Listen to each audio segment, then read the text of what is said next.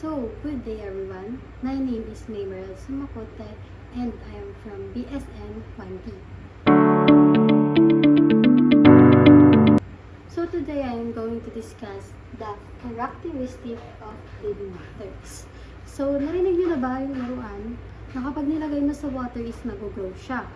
So, bilang bata, iisipin natin na buhay ito dahil lumalaki at nagde-develop siya.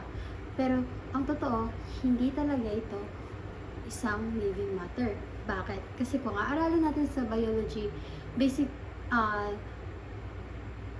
kung aaralin natin ito sa biology, is that biology is a study of life and doon talaga natin malalaman kung ano ang mga characteristic ng living matter para ma-define natin kung ang isang organism ay isang living matter.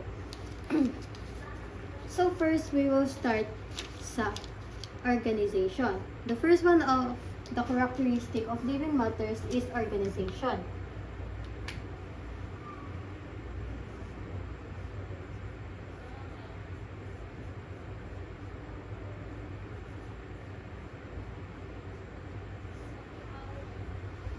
Organization. As it states here, organization, all living things are composed of one or more cells, which are the fundamental units of basic life. So, ang organization daw is lahat ng living matter or living things ay kinocompose ng cell. Dahil all living things are made of cell. So, ang mga living organism is nagko-compose ng one or more cell. Ang organism na nagko-compose ng isang cell is tinatawag na unicellular. At kapag naman more cells ang meron sa isang organism, tinatawag naman itong multicellular. And fundamental unit of life. Cell is the basic unit of life. So the next one is homeostasis. Organisms regulate their internal environment to maintain a stable, constant condition despite external change. So, ang homeostasis daw, ito yung organism na tumutulong sa atin na mag-adjust or ma-maintain yung ating mga conditions despite sa mga pagbabago ng mga environment. For example is the temperature. Kapag ang temperature natin sa paligid sobrang init, yung katawan natin is nagpapawis, so para ma-lessen or ma-regulate natin or ma-maintain natin yung normal body temperature inside our body. So that's the meaning of homeostasis. Next one, metabolism. Living matter continuously process energy. Organisms extract energy from the environment through chemical reaction to power various cellular and life-sustaining functions. So, ang metabolism is mahalaga sa atin. Kasi kung wala ang metabolism, wala tayong energy. And kailangan din natin tulungan ang metabolism na mag-function at mag-process. So, kung hindi tayo kumakain, wala tayong energy na i-store para magkaroon tayo ng energy. And organism extract energy from the environment. So, yun nga. Through chemical reactions. So, pinaprocess ng katawan natin yung mga, for example, is the ATP. Ang ATP is nag-under sa hydrolysis. Ang ATP is meron siyang ribosome, triphosphate groups. And yung triphosphate groups, para mapasya sa ADP, is kailangan niya mag-process under the hydrolysis, which is ang katawan natin, kailangan natin uminom para ma-process niya sa pagpasa ng ADP para magkaroon tayo ng energy. Para ma-maintain natin yung energy natin. And from ADP, pag na-process na through hydrolysis, is ang ADP naman is ipapasa, which is para mapasa naman ulit yung phosphate pabalik sa ATP is kailangan kailangan natin kumain. And para mag-breakdown yung tatlong phosphate na napasa sa ADP para mapasa ulit siya sa ATP. So, that continuously process para may store yung energy ng katawan natin. Ganun po.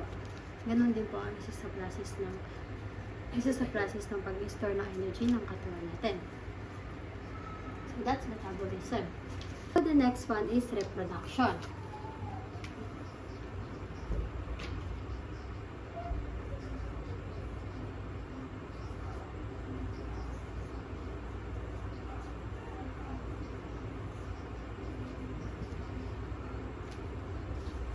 Reproduction.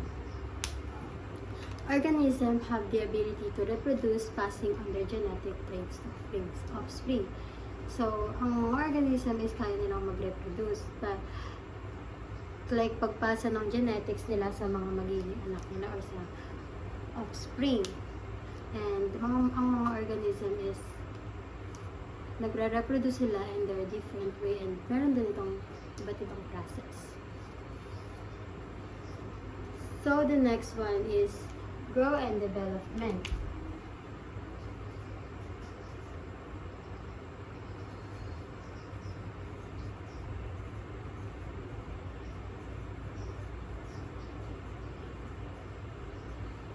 So, grow and development, living organisms grow, increase in size, and undergo defined developmental stage based on their genetic instructions.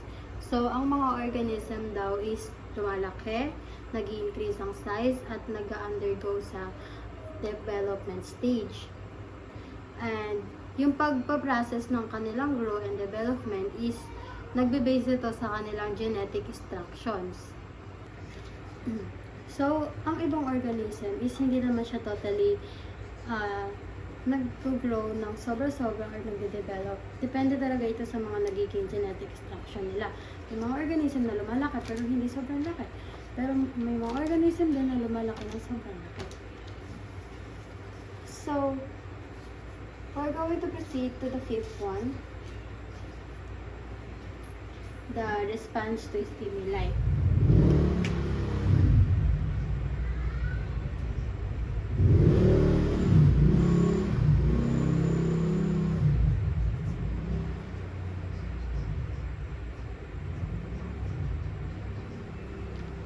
So, response to stimuli definition is living matter is sensitive and responsive to environmental changes such as light, temperature, or chemical signals. So, same as goes with homeostasis is response to stimuli is, yun nga, mga living matter is sensitive at responsive. So, kapag ang isang living organism ay hindi responsive, may problema na yan sa kanilang health. And sensitive to environmental changes. So, sensitive ang mga organism and responsive sila. Sensitive ang mga organism sa mga environmental changes. Kapag mga biglaang pagbabago ng temperature, biglang umiinit, sobrang lamig. So, sensitive ang mga organism sa ganon. So, ang mga organism is they have their, sa temperature, kung babasihin, meron silang temperature na kailangan daw ng kanilang katawan or ng ibang organism. May mga, like for example, plants. May mga plants na may temperature rate sila na ayun lang yung kaya ng kanilang stimuli. And responsive. Kapag may pagbabago sa environmental changes sa paligid niya, ang katawan natin is responsive. Meaning, nag-a-adjust yung katawan natin in their own process, sa process nila. As example sa light, ang living organism is may mga sensitive sa sobrang sun. For example, sunlight. Ang mga organism is, for example, kapag sobrang naarawan ng isang tao, yung katawan natin is nagre-react. Diba? Para ma-protektahan yung skin natin. So, sa temperature nga, kung may biglaang pagbabago, yung katawan natin kapag sobrang init, nag-sweat, nagre-release siya ng pawis para ma-maintain or para masabi na responsive pa rin yung katawan mo sa biglaang changes ng temperatures. So that's response to stimuli. Evolution and adaptation. Over generation, population of living organisms evolve and adapt to their environmental driven by genetic mutations and natural selections. So, evolution and adaptation. So, since ang organism ay nagre-reproduce sila, ibig sabihin, nagkakaroon sila ng evolution at adaptations. Dahil kung hindi nagre-reproduce, dahil ang reproduce kailangan ng adaptation. So, over generation, ang evolution is patuloy na dumadami. Population of living organism, dumadami siya due to the process of reproduction or reproduce. And nag-evolve, dumadami, and nag-a-adapt sila ng mga organism. Ang organism is nag-evolve and nag-a-adapt in their environments. Okay. Driven by genetic mutation and natural selections.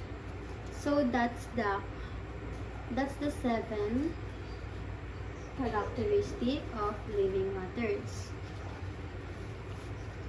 So these studies was only presented is due to my own understanding kung anong pagkakaintindi ko sa mga meaning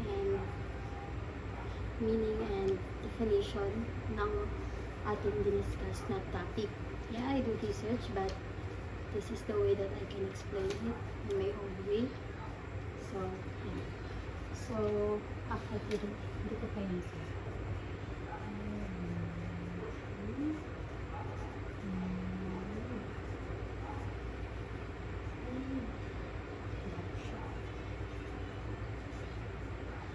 Adaptation, not adaptation. So this is the 7 characteristic of living matters. First is organization, homeostasis, reproduction, growth and develop, response to stimuli, and evolution, and adaptation. So this is the definition. So that's all, and thank you. I hope you learned something through this video, and thank you for listening.